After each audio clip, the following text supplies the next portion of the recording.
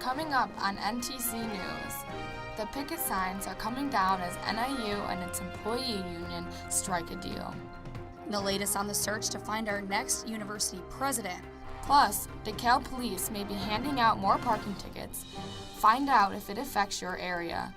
NTC News starts now.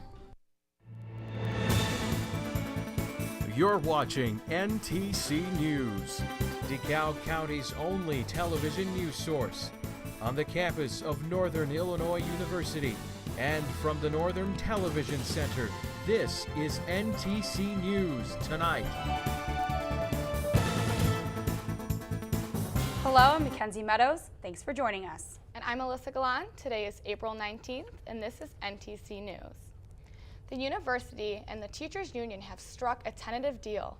After weeks of protests, the American Federation of State, County, and Municipal Employee Union reached an agreement with the school on Monday. According to the Northern Star, they have been negotiating for an initial contract on the behalf of operational staff members for over 2 years. Union members say they are happy with the terms. All parties are expected to ratify the agreement at next month's board meeting. The ball is rolling faster toward naming a new president at the university. Presidential Search Committee is expecting to start looking at potential candidates in the fall. Former President Doug Baker resigned last June in the wake of allegations about improper spending during his tenure. Lisa Freeman is currently serving as the president until a permanent replacement is found. NTC's Ibun Olowa Osayemi sat down with the vice chair of the Board of Trustees, Dennis Barsima. He's an NIU alum who has made numerous donations to the university and has halls named in his honor. He's here to tell us how the process of finding a president really works. Ibun? Thanks, ladies. Here with me today is Mr. Dennis Barsima. So hi, Mr. Barsima, how are you doing today? I'm doing great, thank you. All right, so we're just going to dive right into the question. So what stage are you currently in with the presidential search? Well, a few months ago, the Board of Trustees formed the Presidential Search Preparation Committee to prepare us for the search. So that committee has been meeting here for the last few months since the beginning of the year. The focus of that committee is really to do three things. One is to benchmark best practices in terms of doing searches of what other schools have done. Second is to benchmark the presidential contracts. And then the third is to create the marketing materials, the points of pride, as we say, that we would use to attract candidates to this job. So those are the kind of the three things that we are doing to prepare us for the search, which will commence this fall. All right, so what kind of marketing plans are you using to attract people to NIU? Well, we're using some prototypes that we've seen that other universities have used. Of course, we're going to play up the strengths of NIU and why somebody would want to come to NIU to lead this university. And so, you know, we are discussing things like student success. Clearly, the strength of our university is our students, as well as our faculty and staff. So student success is going to be highlighted, the DeKalb community and why somebody would want to live in DeKalb would be highlighted. The regional strength of Chicago would be highlighted, and then the national presence of NIU. If you look at our research, if you look at our athletics, if you look at our student success on a national basis, it's very impressive. So. And what characteristics are you looking for in a candidate? I think the ideal candidate for NIU is going to be somebody who really wants to be the president of a university. You know, a university is a very complex place. You've got a lot of different customers that you're serving, from students to faculty to staff to the local citizens of the community that you're in. So first and foremost, someone wants, they have to want to be the president of a major university, which we are. I think as somebody who has an academic background, but also somebody who has a strong business background as well. Because running a university is like running a business. So I think it's somebody who is going to have that unique combination of they have an academic background, or at least they have an academic knowledge, but they also understand profit and loss, and they understand how to run a business. Okay, and when the former president left, it was under a cloud of controversy. Is that making the search any difficult? Well, we aren't into the search yet. As I said, the search will not commence until this fall. Right now, we are preparing for the search, but I don't anticipate it. I think that NIU is a great institution. It's a great university with great students and faculty and staff, and I expect that we will attract a very strong pool of candidates for our job. And finally, how can the student body be included in this search?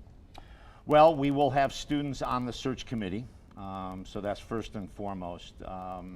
But this will be an open search. I mean, so the candidates, as we narrow the pool of candidates down, we will bring them to campus for the student body and the faculty and the staff to meet. So as we bring candidates to campus, as we narrow the pool down, I encourage all students to attend the open sessions that we'll have with our candidate pool.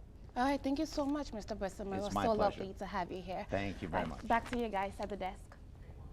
The Presidential Search Planning Committee meets every Monday at 2 p.m. in Elkid Hall. The Student Association has a new speaker after Sunday's runoff election. Senator Naomi Bolden has unseated incumbent Christine Wayne. In addition to Wayne, Bolden faced opposition from two other candidates, Tristan Martin and Terrence Powell. Bolden tells the Northern Star that she plans to promote a message of diversity for the university.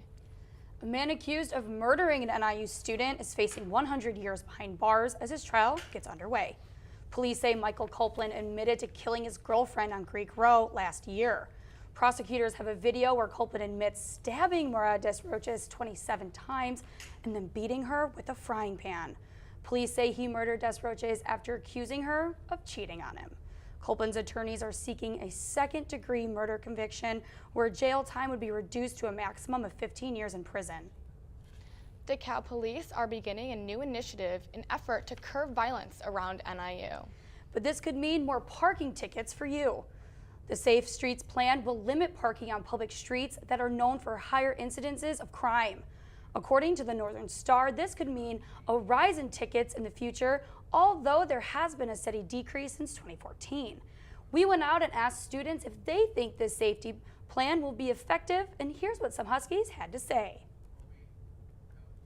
The purpose of the mission, I guess, that's good that they're trying to lessen the crime and things like that, especially over there by Anygood. There's so much stuff happening on a daily basis. If it's preventing crime, definitely everything to do.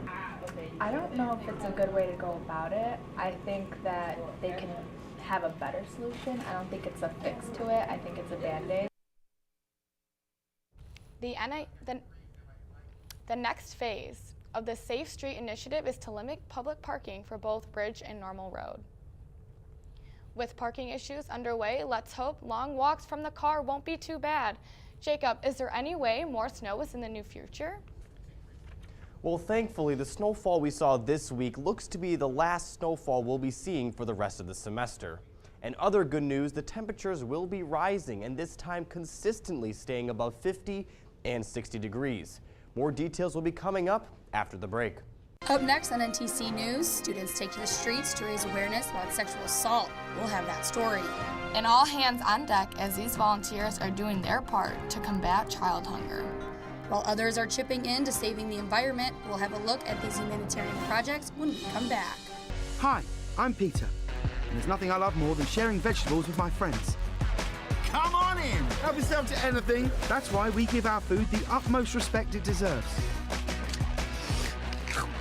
Did you know there are simple steps we can all take to help save food? You can cook it, store it, even share it. Just don't waste it.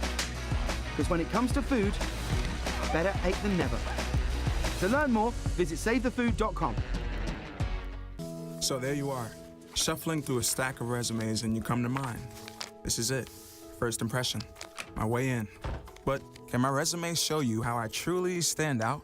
Like, that I was studying, going to night school while working 2 jobs just to help my parents pay for groceries, or being the first one to always step up. No, that's something you just can't put on paper. Look beyond the resume and discover new ways to develop great talent that is dedicated, hardworking, and determined like me.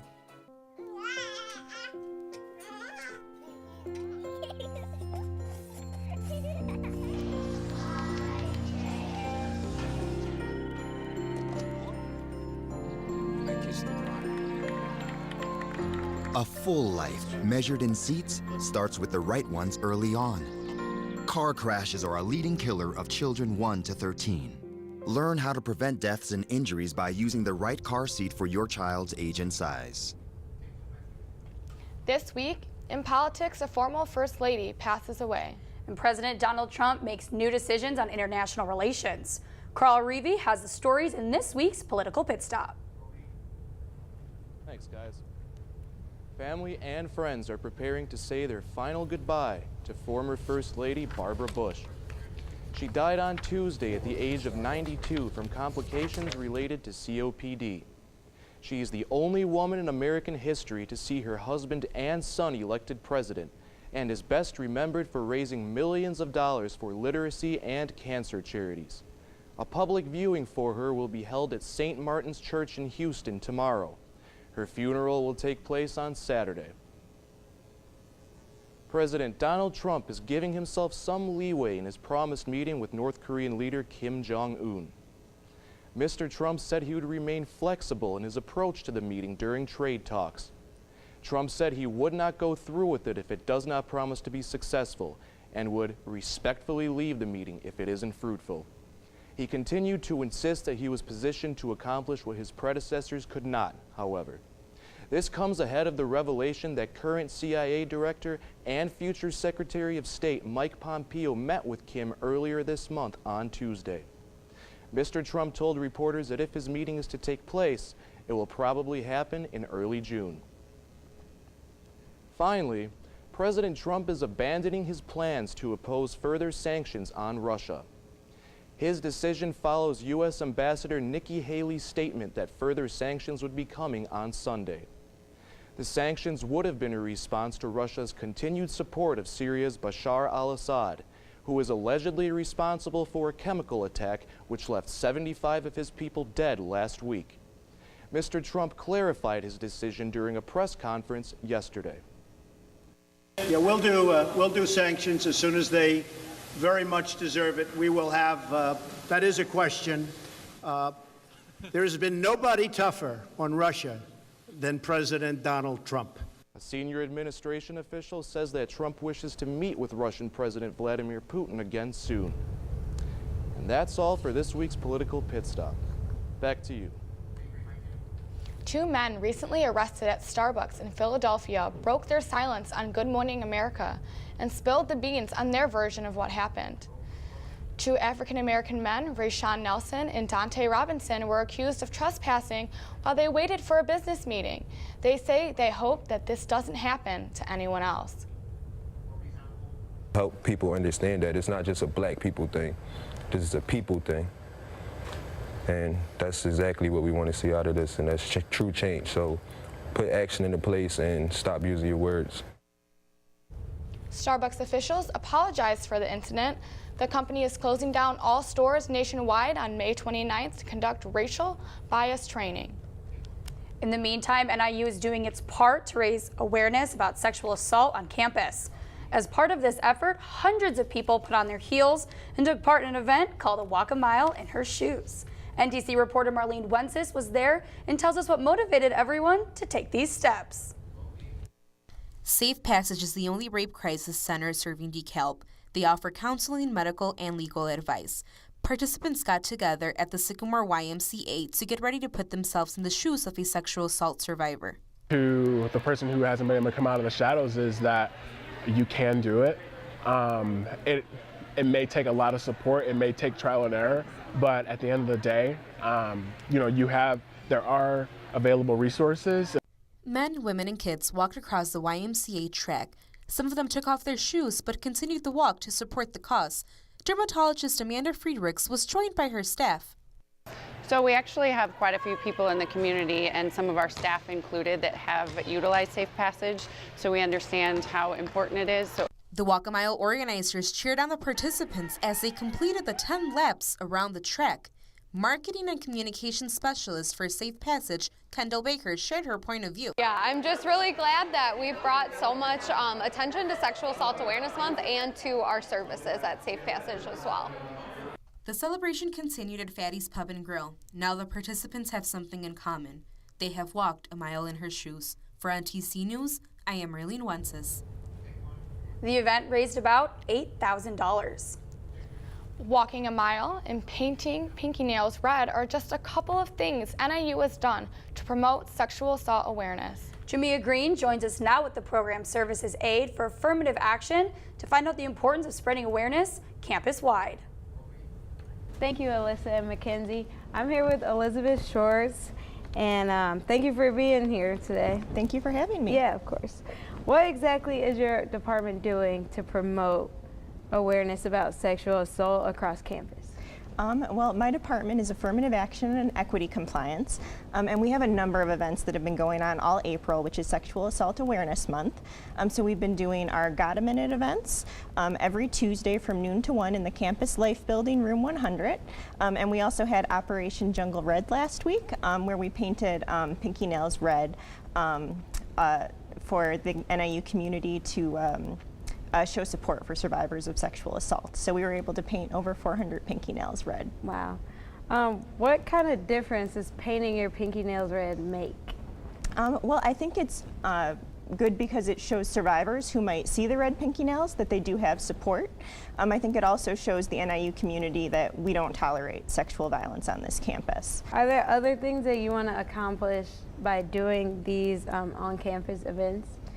We definitely want to raise awareness and continue prevention efforts. So we have an event coming up this Tuesday, April 24th, again noon to 1 in the Campus Life Building, that teaches students how to be active bystanders. So they can come and learn how, if they see negative behaviors on campus, they can take action to prevent it. So what skills and strategies they could use to prevent those negative behaviors. So we're really excited about that. Why is knowledge of sexual assault across campus important to colleges?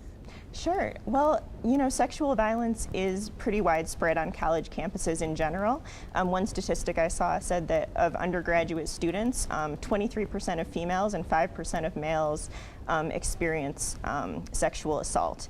So it is a big problem, and we want to raise awareness and work towards some prevention efforts. Okay. Thank you again for being here with us. Thank you. Back to the desk.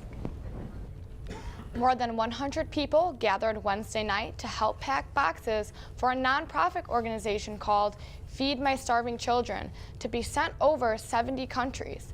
NTC's Ibun Uluwa Saimi was also in attendance for this great cause. Have you ever thought of what it's like to not have food?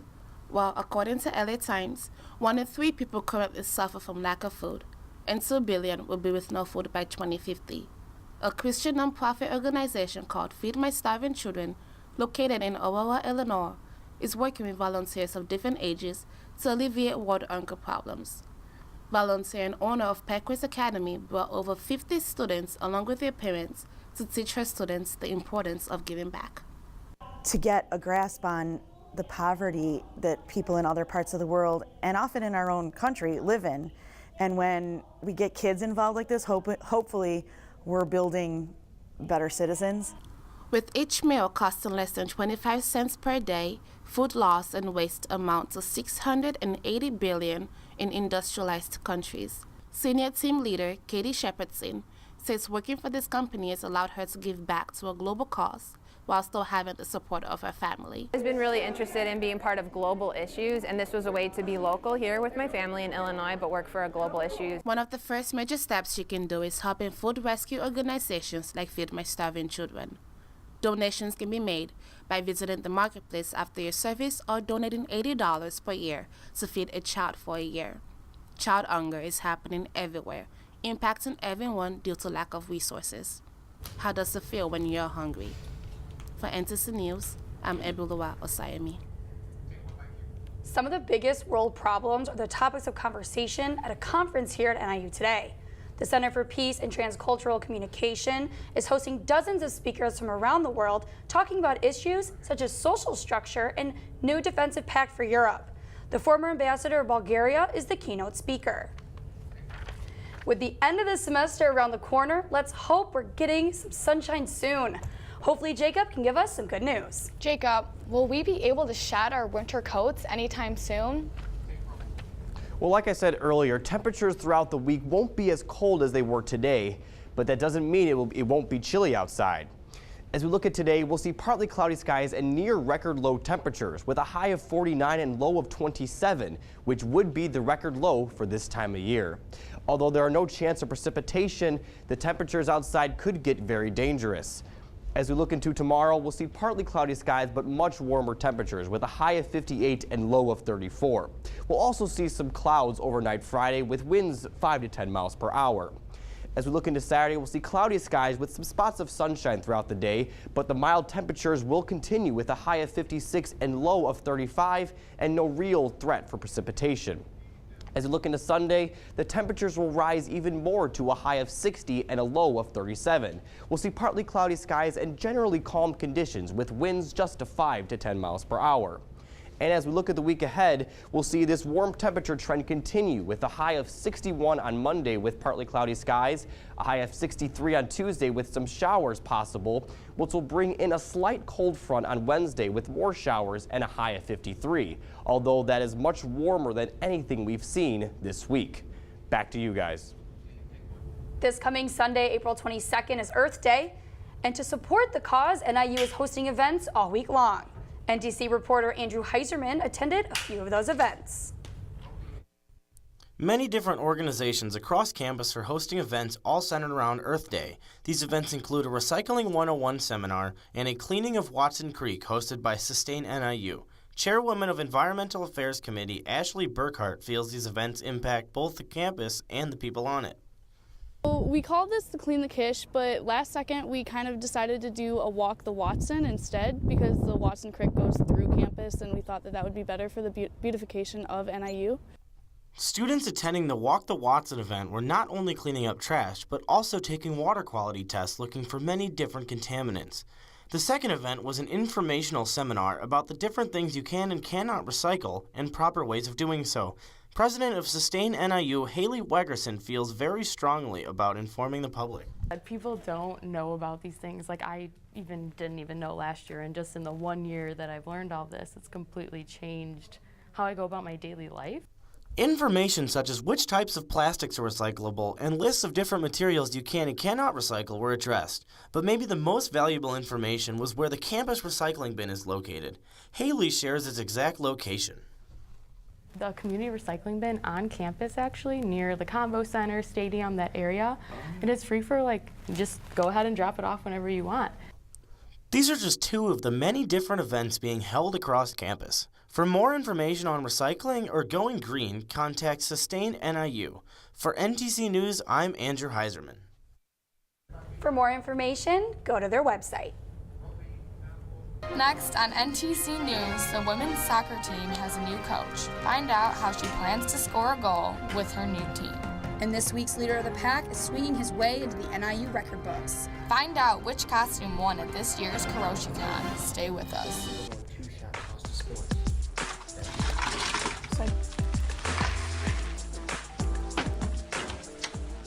Thank you.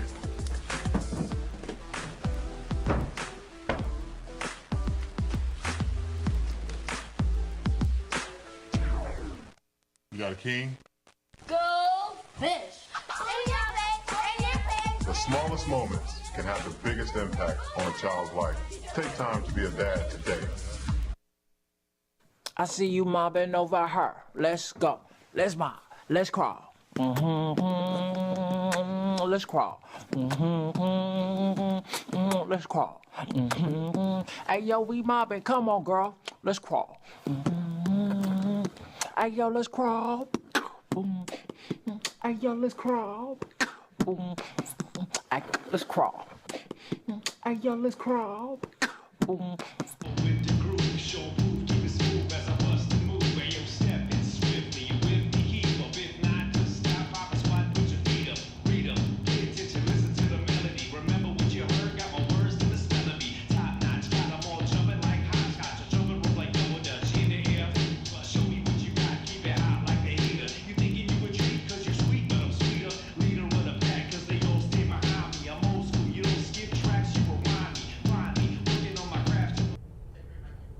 NIU is working to make transportation around campus environmentally friendly and easier for students to get around.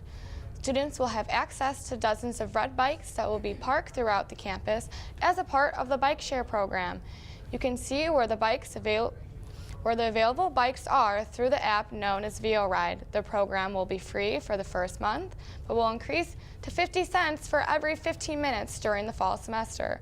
The program is set to kick off on Tuesday with the event at the Home Student Center at 10 a.m.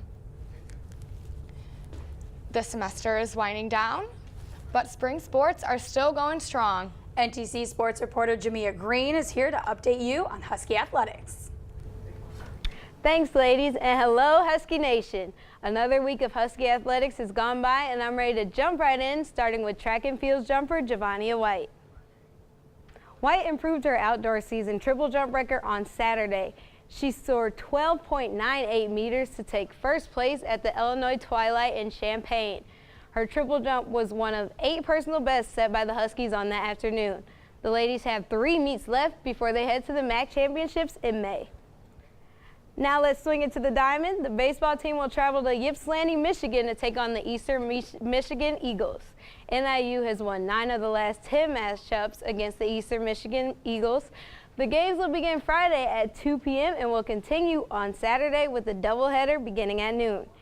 Junior Katie Lamick is someone to keep an eye on after registering 4 hits and 8 at-bats in last week's series. The baseball team struck out against the University of Ohio Hawkeyes Tuesday afternoon. The Huskies were held to only 1 hit in the game. They did generate base runners via walks and a hit by pitch. However, the Huskies could not come up with a run. The loss moved the baseball team's record to 11-24 overall. The Huskies' MAC record is 3-9, and they look to improve that record this weekend as they host Miami of Ohio in a 3-game series. On a high note, NIU Athletics welcomes a new face to the Husky family. NTC reporter Martin Sotelo got a chance to see what the buzz is all about. As they go, you'll run from this side to the opposite end line. For the first time in just over 6 years, the women's soccer team will have a new head coach at the helm. Former UIC assistant coach Julie Kohoff spent the past 4 years revitalizing the team. She will now look to transition her success from the Flames to ignite the Huskies. A few things she plans on implementing is a change in style of play. I'm going to be very possession-oriented, try and keep the ball on the ground, give the players confidence playing in tight spaces, going forward, building from the back, and basically team defense and team offense all together, right? Can we get us working as a cohesive unit? Kohoff was able to spark the Flames soccer program from scratch 4 years ago. Over the years, she has helped the program achieve a winning culture. Her overall record of 5-4 in the Horizon League this past season has shown her ability to lead the team. Get to goal! The Huskies look forward to playing with a coach of this caliber. Live is just her energy and her excitement to be on the field. She's a very passionate person, and she obviously enjoys playing the game, and I think she also is very intelligent with soccer. Julie's all-around experience and passion for the game leaves the team with high hopes for the upcoming season as they look to capture their first winning record since 2010. I'm Martin Sotelo from NTC News. Both the men's and women's golf teams had successful weekends at the Boilermaker Invitational. The women's team wrapped up their regular season with the 4th place finish. They will host the MAC Championships this weekend at the Naperville Country Club. The men's golf team set a new season high by finishing 6th place overall. 3 Huskies were among the top 30 at the Invitational, including Jordan Lest, Paul Schlim, and Ju Young Lee. Speaking of Ju Young Lee, NTC reporter Brandon Giese took a shot at caddying as he shadowed him in this week's Leader of the Pack.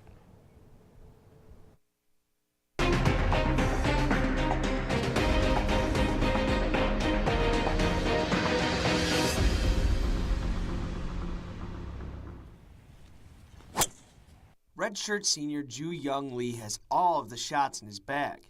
He's always been a talented player, but every athlete knows it's important to perfect their craft. Since coming to NIU, Ju has elevated his play to become a decorated golfer. I've improved in almost every aspect a little bit. Short game has come a long way, wedge game, and putting has come quite a bit. I've added those, improved those over the years. And his improvement shows in his play. Drew is the most successful golfer in NIU history. He's the first player to win all Midwest region honors and holds the lowest score in an 18-hole round by a Husky. But Coach Tom Porton believes he has improved specifically in between the ears. Since his arrival is on the mental side, he is now more accepting of the bad shot, where a series of bad shots would take him into a little tailspin, and we call it the bogey train. He would make 3 or 4 bogeys, and his skill level really shouldn't yield bogeys too often. Especially in the game of golf, the mental aspect can impact play. Drew is able to recognize both the good and bad days and play through both. With good mental toughness, bad rounds hardly happen. I don't have my best stuff. I just realized that everyone has bad days, and the people that can grind it out and persevere through it will do better at the end. Drew's perseverance and ability to recover from a bad shot leave him as this week's leader of the pack. For NTC News, I'm Brandon Giese. Drew looks forward to finishing this year on a high note. Following this season, he hopes to pursue a professional golf career. The athletic department's 9th annual awards show will return to campus. The victor celebrates academic, athletic, and community service accomplishments of this year's student athletes. This event will take place in the Sandberg Auditorium on May 3rd. Doors will open at 6 p.m. for a social hour with athletes, coaches, and athletic staff. This event is open to the public. That's all for sports today. Tune in to Top Shelf Sports tomorrow for more sports news. And as always, go Huskies. Let's send it back to the desk. Fans of shows like Pokemon and One Piece gathered at the Home Student Center this weekend for KAROSHI. KAROSHI is a free, family-friendly anime convention that NIU Anime Association hosts for their fans.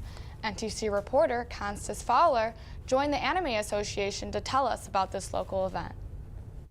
KAROSHI is a place where anime fans can make friends, buy merchandise, and compete in competitions. The cosplay contest is one of the largest events at the convention. This is where fans dress up as their favorite characters and judges choose their favorite costumes to receive prizes. This year's winner is Jacob Fells with his Beetlejuice costume. Hey, KAROSHI, leather pouch with a glow-in-the-dark symbol of a panda. Yeah! Fells says he likes coming to KAROSHI because it's unique. It's a really good atmosphere because it's like a small con, but there's a lot of neat things about it. The convention held a vendor hall, game rooms, panels, and more. Mahjong Club was invited to make an appearance in the traditional game room to advertise their club. The video game room had many games from retro to racing to fighting, and competitions were held throughout the day. The karaoke room had to be relocated last minute, but Anime Association President Anisha Monga says that she's happy with the outcome. I think the con went really well, considering there's some hiccups here and there throughout the day. KAROSHI is an annual event, so even if you missed it this year, you can always plan for next year. For NTC News, I'm Constance Fowler. Over 600 people came to KAROSHI this year. More pictures and videos from the convention can be found on Instagram at NIU Anime. That's all we have for NTC News. Join us tomorrow for Top Shelf Sports and all next week for our daily news updates. Take care, everyone.